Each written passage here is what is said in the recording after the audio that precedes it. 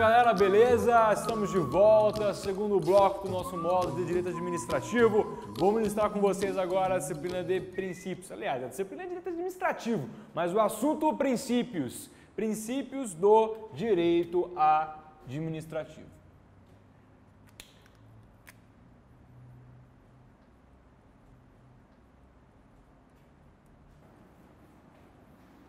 Pessoal, veja bem.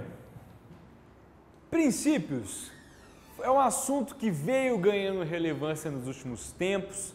Eu não estou falando dos últimos 5 anos, não. Estou falando dos últimos 30 anos. Né? O princípio vem ganhando bastante importância, inclusive com a Constituição de 88, o movimento de neoconstitucionalismo. Você vê um acalorado debate entre Robert Alexis, o Ronald Dworkin, então caras expoentes aí das teorias do direito, debatendo a importância, a relevância e as funções dos princípios. O que nós sabemos hoje, podemos afirmar sem nenhuma preocupação, sem se atentar a esse debate teórico que esteja em outro patamar e que talvez não nos interesse tanto para fins de prova e para o nosso objetivo aqui, a gente pode afirmar que o princípio ele tem função integradora, ele auxilia na interpretação, ele serve autonomamente como norma, ele serve para interpretar, para auxiliar o intérprete da norma, bem como auxiliar o legislador, o sujeito que vai produzir a norma. Então, amplamente necessário e amplamente utilizado em todo o ordenamento jurídico, em toda a produção, interpretação e aplicação do direito. Então, você tem princípio na produção da norma, você tem princípio na aplicação da norma, você tem princípio na interpretação da norma e você tem princípio autonomamente como uma norma por si só. Beleza? Certo? O princípio fica mais claro, a disciplina princípios, ou quais são e para que servem, fica mais claro quando a gente elenca um a um, dá nome e significado. Então, ficar debatendo teoricamente aqui o que é princípio em abstrato, por mais que seja importante pontuarmos no início, não é tão relevante a gente perder um grande tempo aqui debatendo sobre o que é princípio genericamente. Para nossa finalidade, para o objetivo do curso, para você passar ao concurso público, é mais interessante a gente dar nomes aos bois, definir os princípios, definir a sua finalidade e exemplificar. Certo? Então vamos lá. Princípios, direito administrativo. Primeiramente, vamos falar dos princípios constitucionais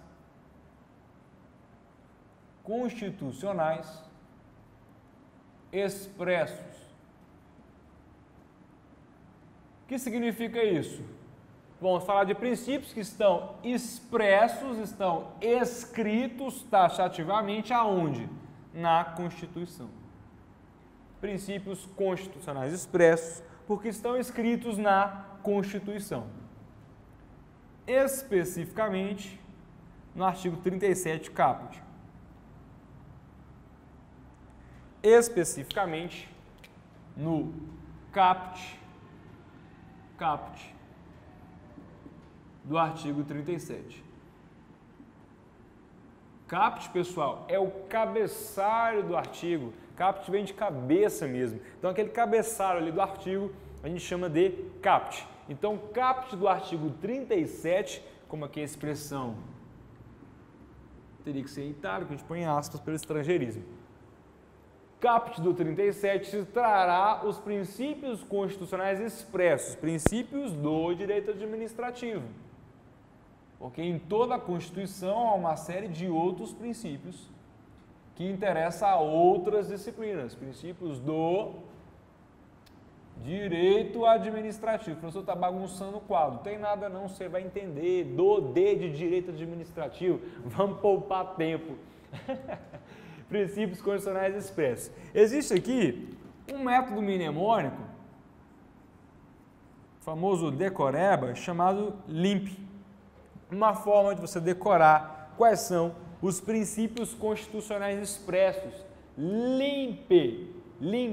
Uma forma de você decorar quais são os princípios. LIMP é o nome do princípio? Não. LIMP é apenas uma palavra que te ajuda a memorizar as iniciais de cada um dos 5 princípios expressos no caput do artigo 37. Segundo o qual, isso redação do capítulo 37, a administração pública direta e indireta atenderá, entre outros, aos princípios da legalidade, impessoalidade, moralidade, publicidade e eficiência. Essa é a redação do caput do artigo 37. Portanto, ela nos trouxe legalidade, essa redação nos trouxe legalidade, impessoalidade,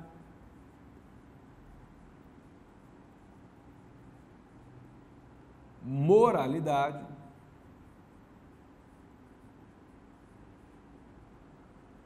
publicidade,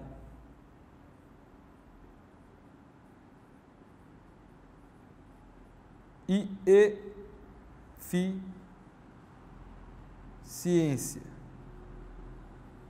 Eficiência. Legalidade, impessoalidade, moralidade, publicidade e eficiência. Pessoal, um ponto de partida aqui. Antes de tudo que vou falar, antes dos conceitos que vou passar a vocês, decore cada um desses nomes. No mínimo, decore quem são os princípios que compõem o mnemônico LIMP: legalidade, impessoalidade, moralidade, publicidade e eficiência. Vamos entender cada um deles? Legalidade. A administração só pode fazer o que a lei autoriza. Pergunta de prova. Atenção em mim, não preocupe em copiar não, você vai ter oportunidade de copiar depois. Você está assistindo um vídeo em casa, você pode pausar, você tem uma ampla liberdade com a videoaula. Então, explora o que a videoaula tem para te oferecer. Esquece o quadro, foca em mim. Quando eu estiver no quadro, você olha para o quadro. Legalidade. Pergunta de prova. Atende ao princípio da legalidade a ideia de que posso fazer... Vou reformular. Atende ao princípio da legalidade, voltada à administração pública e esculpida no artigo 37 caput, deixar mais claro, a ideia de que posso fazer tudo aquilo que a lei não proíba. Vou repetir. Atende ao princípio da legalidade, voltado à administração pública e esculpido no artigo 37 caput da Constituição, a ideia de que posso fazer tudo que a lei não proíba, certo ou errado? Pensa um pouquinho, matuta aí para me responder, certo ou errado? Acho que já deu tempo. Errado. Gabarito errado. A redação que eu te dei expressa um princípio? Expressa. Qual o nome dele? Legalidade. E por que está errado? Porque não é essa a legalidade. Professor, como assim? Embananou tudo. Não é essa a legalidade, embananou tudo, não sei mais. Atenção. O artigo 5º, inciso 2º da Constituição, diz que ninguém será obrigado a fazer ou deixar de fazer algo senão em virtude da lei. Repito, o artigo 5º, inciso 2 da Constituição, diz que ninguém será obrigado a fazer ou deixar de fazer algo senão em virtude da lei. Este artigo 5º, inciso 2, para a doutrina, representa o chamado princípio da legalidade. Para este artigo 5º, inciso 2, denominado princípio da legalidade, eu posso fazer tudo o que eu quiser, desde que a lei não proíba. Professor, mas não foi isso que a sua questão disse? Foi. E por que ela está errada? Porque eu perguntei legalidade para o 37. Legalidade para a administração pública. O 37 caput inicia um capítulo chamado da administração pública. Enquanto que no 5º nós estamos falando de direitos e deveres individuais e coletivos. Direitos e garantias fundamentais. Voltado a quem? Ao particular. O 5º, inciso 2, tem sim um princípio da legalidade, voltado para o particular. trazendo a ideia de que o particular pode fazer tudo que a lei não proíba. Você, cidadão, no seu ir e vir, você pode fazer qualquer coisa, desde que a lei não proíba este seu fazer, este seu ato, essa sua conduta. Posso fazer tudo que a lei não proíba. Legalidade para o particular. Aqui não é o particular em jogo, por isso são princípios do direito administrativo. Consciência pesou, vou até escrever direito administrativo aqui. Consciência pesou, hein? Do direito administrativo. Aqui, pessoal, é legalidade para a administração pública, porque são princípios do direito administrativo e não do particular. Para o direito administrativo, vige uma lógica oposta do que eu disse nessa questão hipotética que eu te criei. Vige uma lógica oposta, segundo a qual não posso fazer o que eu quiser. Pelo contrário, só posso fazer aquilo que sou autorizado a fazer. Do contrário, o ato é nulo. Do contrário, o ato é ilegítimo ou ilegal. Só posso fazer o que a lei autoriza. Eu, particular? Não, o particular é livre, artigo 5º, inciso 2. Eu, agente público, eu, servidor público, eu, empregado público, eu, órgão público, eu, agente público. Tem que órgão não age, né? Quem age é a administração. Toda essa galera aí, ó, que é a administração pública, no sentido subjetivo, você já aprendeu comigo, essa galera toda, quando está agindo em nome da administração, só pode fazer aquilo que a lei autoriza. Não pode fazer nada que a lei não autorize. Certo? Certo? Existe exceção à legalidade? Então, exceção ao princípio da legalidade? Há um debate enorme sobre quais são as exceções, que existe, todo mundo concorda. Há um debate enorme. Aqui na nossa apostila a gente fez umas 4, eu fiz na verdade, umas 4, puxando sardinha não, porque eu tenho que dar, né, a autoria, né? Mas, até porque se eu cometer alguma ilicitude com o que eu escrevi lá, eu vou ter que me responsabilizar. Mas eu criei lá umas 3, 4, redigi umas 3, 4 páginas, trazendo essa discussão doutrinária a respeito do que é e o que não é exceção, por que é e por que não é. Eu acho que não é tão relevante a gente esgotar isso daqui não. O que eu posso apontar para você é que a doutrina majoritária traz o estado de defesa, o estado de sítio e a medida provisória como exceção. Repito, estado de defesa, estado de sítio, isso eu não vou pôr no quadro não, tá? Se você quiser pôr no cantinho aí, estado de defesa, estado de sítio e medida provisória. Para a doutrina majoritária, amparada no Celso Antônio Bandeira de Mello, entende que essas 3 são as únicas exceções ao princípio da legalidade. Por quê? Porque o estado de defesa e o estado de sítio não há lei, né? É um ato administrativo, que você tem decreto depois da manifestação do Congresso, e no outro você tem um contrário, né? Você solicita ao Congresso e decreto do presidente. Então, no estado de sítio, se solicita matéria de constitucional, por isso que eu estou acelerando aqui, né? Explicar o que é cada um é matéria de constitucional, mas para você não ficar aí voando, para não ficar na nuvem sem entender o que é. No estado de sítio, o presidente solicita, né? Solicita ao Congresso e depois decreta, ali é a situação calamitosa. Já no estado de defesa, o presidente decreta e depois notifica o Congresso Nacional que vai resolver ali sobre esse estado de defesa, tá? Então, esses atos, para a parte da doutrina, é exceção à legalidade, além da medida provisória, que é a possibilidade do próprio presidente editar um ato normativo que tem força de lei, né, que vai ter vigência de 60 dias, prorrogáveis por mais 60, para atender uma situação excepcional, uma relação de relevância e urgência, uma situação, né, uma situação de relevância e urgência que atenda ali aos requisitos para se editar uma medida provisória. Tudo isso que eu falei que acelerado é matéria de direito constitucional. É só para você entender quais são as exceções. Estado de defesa, estado de sítio e medida provisória. As 3 são explicadas em direito constitucional, o que significa cada uma delas. O que eu te dei foi um resumo acelerado. Então, parte da doutrina traz as 3 como exceções à legalidade. Isso é um debate longo. Há quem diga que não há nenhuma exceção, nem essas 3, porque são atos políticos. Um outro debate. Por isso que as abordagens em prova a respeito de exceções à legalidade estão cada vez mais em desuso, porque esse debate ele já não está mais tão nobre como foi a princípio, já está perdendo ali o caráter pragmático, né? Não tem tantos efeitos práticos. Continuando.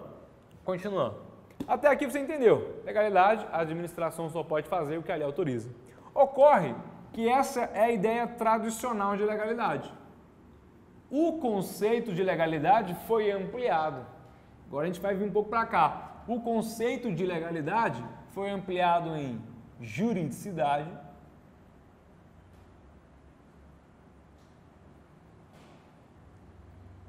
e legitimidade.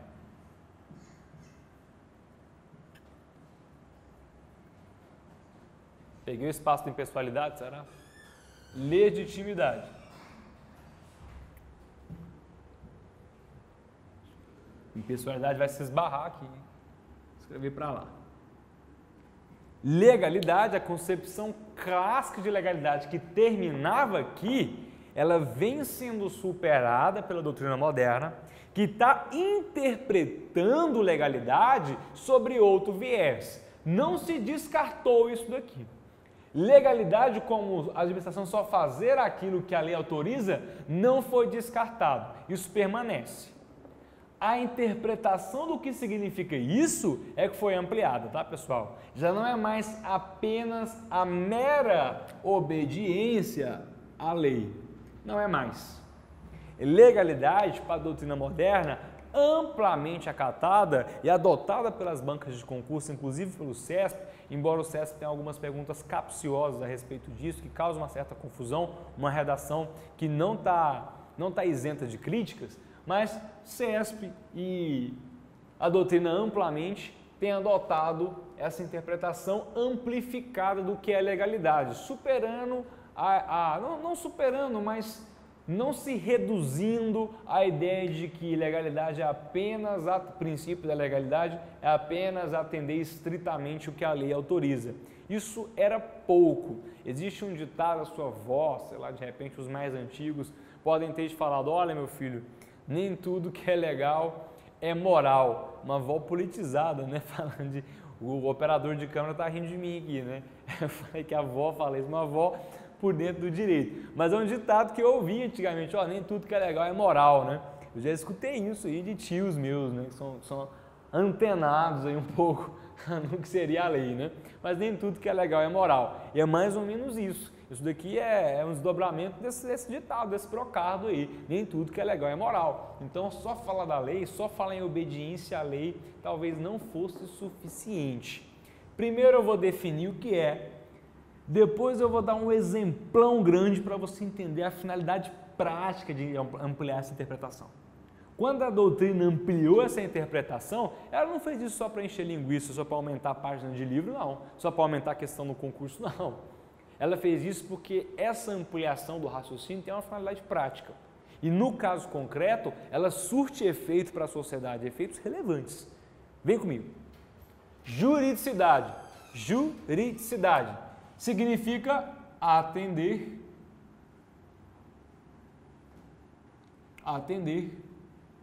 ao ordenamento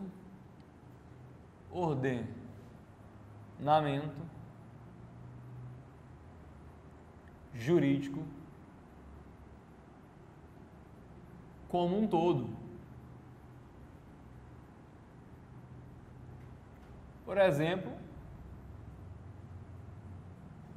princípios e postulados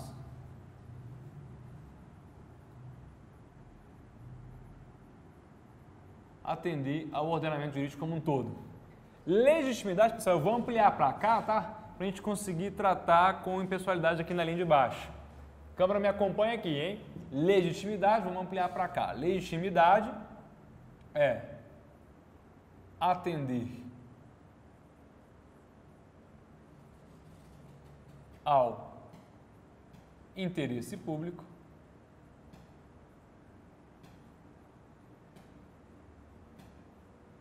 mais atender à moralidade. Interesse público e moralidade. Então pensa comigo, pode ocorrer do ato ser legal, mas não ser moral. Pode acontecer do ato ser legal e não ser moral. Professor, qual a finalidade prática dessa afirmação e desse raciocínio? Preciso muito da sua atenção agora. Preciso bastante da sua atenção agora. Dentro do assunto atos administrativos, assunto que ainda será estudado por nós, tem um subtópico chamado extinção do ato, ou formas de extinção do ato administrativo. Existem diversas formas de extinção de um ato administrativo. Eu vou falar já agora, adiantando este assunto, duas formas. Uma se chama anulação, a outra se chama revogação. Muita atenção, é muita informação, mas é fácil. Tanto a anulação quanto a revogação são formas de se desfazer um ato administrativo. Tanto a anulação quanto a revogação são formas de se desfazer um ato administrativo. Diferenças básicas entre elas, não pretendo esgotá-las, mas diferenças básicas entre elas. A anulação vai incidir sobre um ato inválido e a revogação vai incidir sobre um ato válido. Professor, embananou, sei lá o que é ato válido, inválido, revogação, embananou. Embananou, não entendi não. Exemplo. Digamos que eu sou presidente da associação de bairros de onde moro. Não sou, nem gostaria, mas digamos que fosse. Presidente da associação de bairros, do bairro onde resido. E eu, em nome do meu bairro, vou até o órgão da prefeitura para falar com a autoridade responsável para emitir um ato administrativo chamado autorização de uso de espaço público. Isso é um ato específico, autorização de uso de espaço público. Eu vou solicitar à autoridade municipal competente autorização para que o meu bairro ou o bairro que represento possa utilizar de uma praça que é um espaço público, é um bem público, né? Uma praça que está ociosa. Olha, aquela praça está ociosa, está juntando lixo. Podemos nós, do bairro X, utilizarmos aquela praça para fazer atividades recreativas, né? Fazer ali um parque e tal, isso por tempo indeterminado ou determinado, que seja, não tem problema. Então eu vou lá solicitar até porque a autorização de uso, via de regra, é por prazo determinado, né? É precário, então não vai mudar muita coisa, é um ato precário, mas estou adiantando muitas informações da matéria de atos. Eu quero adiantar o menos possível, usar só as informações que são primordiais. Então vou lá e solicito vou à administração pública municipal, solicito autorização de espaço público. Ótimo! A autoridade competente, diante deste ato discricionário, entende que é interessante, é relevante, é bacana para a administração pública, é bom para a sociedade, não atrapalha em nada o Estado. Ok, autorizo o uso do espaço público. Houve um ato administrativo aí. Autorização de uso de espaço público. Lembra do exemplo? Eu, presidente da associação de bairros, fui até a autoridade municipal pedindo que pudéssemos utilizar um espaço público, uma praça, para atividade recreativa. A autoridade municipal concedeu autorização, né, autorizou ali a utilização do espaço público. Houve um ato administrativo, beleza, tudo certo aí. Há algo de ilegal nesse ato? Não tem nada de ilegal. Algo de inválido nele? Não tem nada de inválido nele. Mas esse ato pode ser desfeito? Pode. No meu exemplo especificamente, este ato pode ser desfeito por livre conveniência do administrador. Como é um ato precário, o sujeito que é competente para autorizar pode voltar atrás a qualquer momento. Eu posso, digamos que agora eu não sou mais o presidente, ou eu, professor, aliás, vamos misturar os exemplos, não. Um outro sujeito lá, que é a autoridade responsável pela autorização desse uso desse espaço público, está passando na praça, vê uma algazarra lá, o pessoal consumindo droga, está bagunçando ainda mais a praça, ele fala, olha, essa autorização não foi interessante não, vou voltar atrás, vou desfazer. Pode desfazer? Pode desfazer. O ato é válido? É válido. O ato é legal? É legal. Se é legal, é válido, eu não vou falar em anulação. Eu iniciei a dica falando que eu estou falando de duas formas de extinção do ato, anulação e revogação. A anulação só incide sobre ato inválido, ilegal. A revogação só incide sobre ato válido. De repente você estava em casa assim, poxa, mas quando é que um ato válido vai ser desfeito? Por conveniência do administrador. Porque ele não quer mais manter aquele ato. Porque ele entende, não quer em nome do interesse público, claro, né? Senão viola o princípio da impessoalidade. Ele entende que não é mais conveniente para o interesse público a manutenção daquele ato. Ele revoga ou anula a autorização de uso da praça? Vai revogar ou vai anular? Vai revogar. Não vai anular, não. Não tem como anular. Não tem como anular. Se quer desfazer, vai revogar, não anular. Porque a anulação incide sobre um ato inválido. E este ato de autorização do uso da praça foi um ato válido. Corretíssimo, tudo certo com esse ato. Não vou anular ato válido. Ato válido, eu revogo. Revoguei. Mas vamos mudar o quadro? Eu solicitei junto ao poder público estadual a utilização da cadeia pública estadual, a ala de criminosos de alta periculosidade, para fazer atividades recreativas com crianças de até 3 anos de idade. Falou, me dá a chave do corredor 6, onde estão estupradores. Pra você não esquecer. Onde estão estupradores, me dá a chave desse corredor. Quem é o senhor? Não sou ninguém não, só represento o meu bairro ali. Mas me dá a chave do corredor 6, onde estão os estupradores. Nós levaremos crianças para brincar lá, no nosso bairro, porque na rua não está dando. Né? A rua é estreita, não é bem arejada, não é bem iluminada, eles querem brincar lá. Esdrúxulo demais um negócio desse, né? Mas tem que ser assim para você não esquecer. Pra você não ter dúvida de que esse ato não é legal. Para você não ter dúvida de que esse ato não é legítimo. Eu, a autoridade estatal, vou e concedo. Toma aqui a chave, pode ir lá, pode usar a ala 6, onde estão os estupradores. Não esquece não, ala 6. Vou e entrego a chave. Toma, pode ir. Ala 6 estupradores, pode usar à vontade. O bairro pode entrar, as crianças do bairro podem entrar no presídio, na área de estupradores e brincar lá à vontade. Pessoal, consegue imaginar alguma hipótese desse ato ser legal, ser válido? Você consegue vislumbrar isso? De jeito nenhum. Esse ato já nasceu inválido, ilegal, ilegítimo. Esse ato não pode acontecer. Essa autorização de uso de espaço público nunca podia ter nascido. Se nunca podia ter nascido, esse ato, portanto, é inválido, eu vou revogar, autoridade competente, ou anular. Acho que você entendeu. Revogar só incide sobre ato válido. Esse ato é o quê? Inválido. Eu não só vou, como preciso anular. Eu, autoridade, vou anular, desfazer esse ato administrativo com efeitos retroativos, ex-tunc. Vamos aprender isso lá em Atos. Vou anular esse ato administrativo. Você entendeu? A revogação por conveniência, vou desfazer um ato que era válido. A anulação por obrigação, vou desfazer um ato que é inválido, ilegítimo.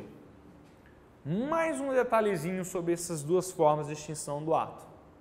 Se eu não quero revogar um ato, você que quer ver o ato desfeito pode entrar na justiça e pedir que um juiz revogue.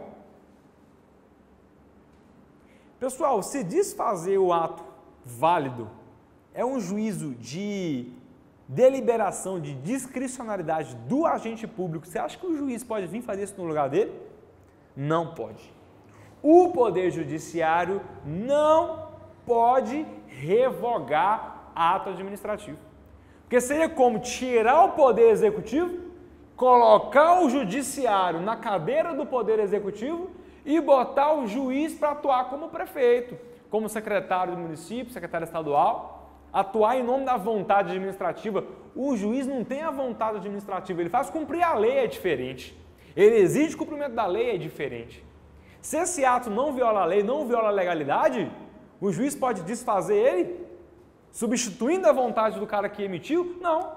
Um juiz pode vir e falar assim, revogo a autorização de uso dessa pracinha. Não pode. Por quê? Porque essa autorização está dentro da lei, está certinha, está válida.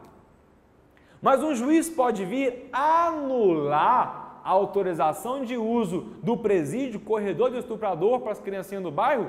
Pode anular. Por quê, professor? Porque o judiciário tem a obrigação de observar o fiel cumprimento da lei. Se eu, autoridade do Estado, autorizei usar um presídio onde não poderia usar, eu cometi um ato ao arrepio da lei, desrespeitei a lei, desrespeitei o ordenamento jurídico. Se eu fiz isso, um juiz pode me substituir, sim, sendo provocado para isso, e ele mesmo revogar, não, anular o ato administrativo. Pessoal, se ficou dúvida em relação a isso, eu vou te pedir um negócio. Você vai gravar o tempo da aula aí onde está agora, vai pausar, vai voltar um pouquinho a aula e vai rever isso que eu expliquei, a parte de revogação e anulação. Assista de novo se não entendeu, porque agora eu vou dar um exemplo concreto e eu preciso que você entenda. Então vamos lá, vamos para um exemplo. Um exemplo que relaciona tudo o que eu expliquei com isso daqui. Com isso daqui. Digamos que em um município sucateado, interior do Brasil, um município sucateado, caindo nos pedaços, tem uma receita de R$1 milhão. É uma receita pequena, né? Então, de fato, é um município, para um município é uma receita pequena. Então, é um município sucateado mesmo, quebrado, um município pequeno. R$1 milhão é a receita do município. O município tem um postinho de saúde com uma maca e um auxiliar de enfermagem que faz de conta que é médico. O postinho tem uma sala de aula, não é uma escola não, tem uma salinha de aula com 3 cadeiras, cada cadeira é um ano. Primeiro ano, segundo ano, terceiro ano, a mesma tia que dá aula e de vez em quando o vigia substitui a professora porque ela não pode ir todo dia. Então está bem ruim o município, né? Você entendeu a situação de precariedade. Vamos imaginar que o prefeito desse município, maior autoridade do Poder Executivo neste município, resolve fazer uma licitação, um procedimento licitatório, né, dentro da lei, para adquirir um veículo oficial para a prefeitura. A aquisição de bens e serviços, segundo o mandamento constitucional da administração pública, tem que ser por meio de licitação. Então, tudo bem, o prefeito olhou a Constituição, tem que ser licitação? Tem que ser, beleza.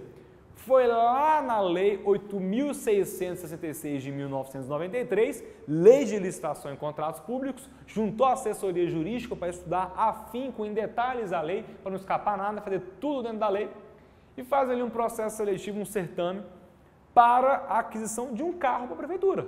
Até aí, tudo bem, tudo bem. Aí ele coloca lá como critérios da licitação. Olha, eu quero um carro potente, porque o prefeito pode ser perseguido, eu tenho que conseguir fugir, tem inimigos políticos. Tudo bem, senhor prefeito, está tudo certo, carro potente, né? Razoável, razoável. Vou colocar. Olha, põe aí também. Eu quero um carro do ano, né? Comprar seminovo não, comprar carro zero, porque manutenção, mais despesa para o município. Ah, não, realmente, senhor prefeito, o senhor tem razão. Carro novo, menos despesa, tem razão, verdade. Colocou lá. Não, põe para mim também ar-condicionado, né? Porque, pô, a cidade é quente, vidrão aberto, posso tomar uns tomates na cara. Põe ar-condicionado. Não, tudo bom, senhor prefeito, ar-condicionado. Tem como pôr um banquinho de couro, assim, se não for pedir muito, um banquinho de couro. Ô, senhor prefeito, tá bom, fechar aqui em banco de couro. Não, beleza, fechou. Botou lá os critérios da licitação. Essa cidade está centralizada nos arredores de um polo industrial automobilístico de alto nível, premium. Nas cidades vizinhas ali você tem uma indústria da Lamborghini, uma indústria da Ferrari, uma indústria da Porsche. As 3 descobrem da licitação e concorrem. Opa, eu quero participar da licitação, está aqui. O que tem que ter? Potente, do ano, ar-condicionado e banco de couro? Está aqui. Eu oferecesse esse carro por esse preço. Aí cada um ofereceu um carro, cada um por um preço. Vamos partir de um pressuposto, né, hipoteticamente, que a lei de licitação foi seguida a rigor. Tá? Não vamos entrar nesse detalhe, não interessa a este assunto, a essa aula ainda. Mas vamos partir do pressuposto, então, que a lei de licitação foi seguida a rigor. E no final, foi campeã a empresa Porsche. Ofereceu um carro, o melhor carro, dentro dos critérios exigidos, pelo menor preço em relação às suas adversárias. A Porsche venceu, entregou para o prefeito um veículo Porsche, modelo Panamera, turbo, biturbo, 2017-2018. Parece um carro bom. Arredondando para menos, um carro avaliado em torno de R$500 mil. 500 mil reais. Você se recorda no começo do exemplo a receita do município? Você se recorda? R$1 milhão. Quando eu digo que houve uma licitação para comprar um veículo e que esse veículo custou R$500 mil, eu estou dizendo que 50% da receita do município foi afetada para comprar um veículo para a prefeitura utilizar, exclusivamente no transporte do prefeito.